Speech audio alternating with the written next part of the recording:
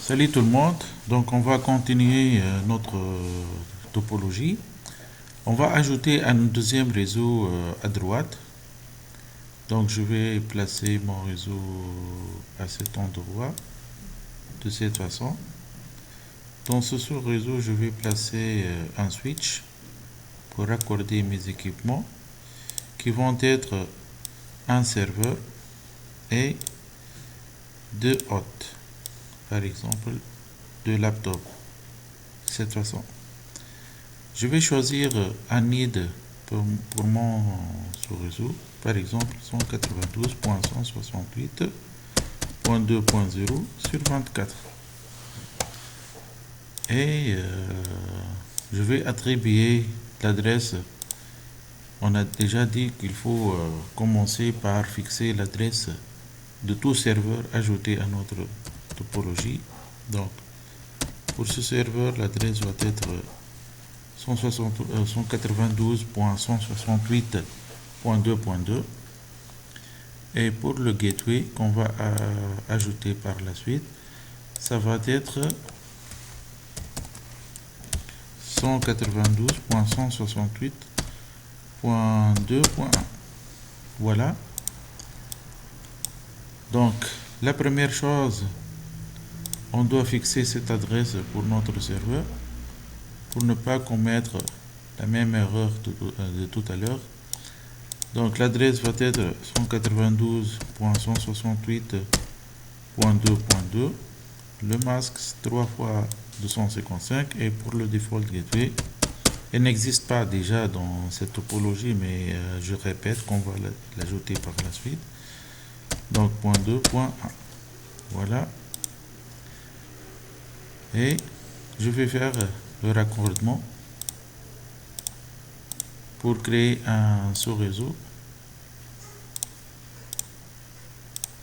Voilà. Et je relie mon serveur. Maintenant, qu'est-ce que je dois faire? Je dois attribuer des adresses IP d'une façon automatique assez haute. Pour cela, je vais configurer un pool sur mon serveur DHCP. Donc, tout d'abord, je dois activer le service DHCP pour que ce PC, ce hôte devienne un serveur DHCP. Je vais travailler avec le pool par défaut. Donc, le default gateway va être 192.168.2.1 et pour les adresses, ça va commencer à partir de 192.168.2.3 vu que le point 2 a été pris pour le données a été attribué pour le serveur et pour le default gateway, elle a pris l'adresse .1.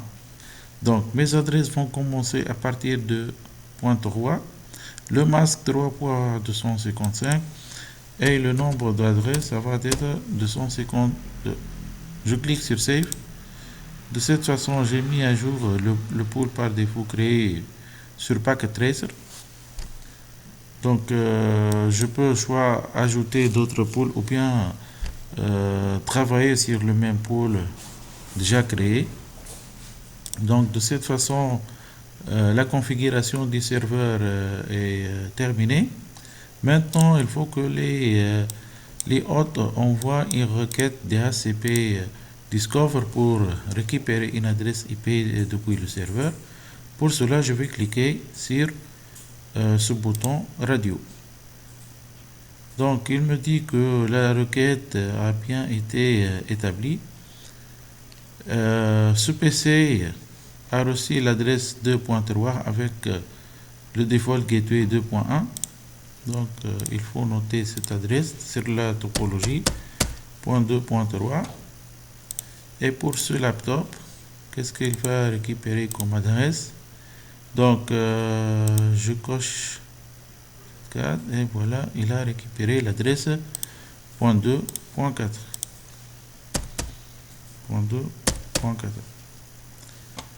Très bien. Donc, je peux maintenant vérifier si le ping est fonctionnel entre ces deux laptops. Pour cela, je dois ouvrir la CMD.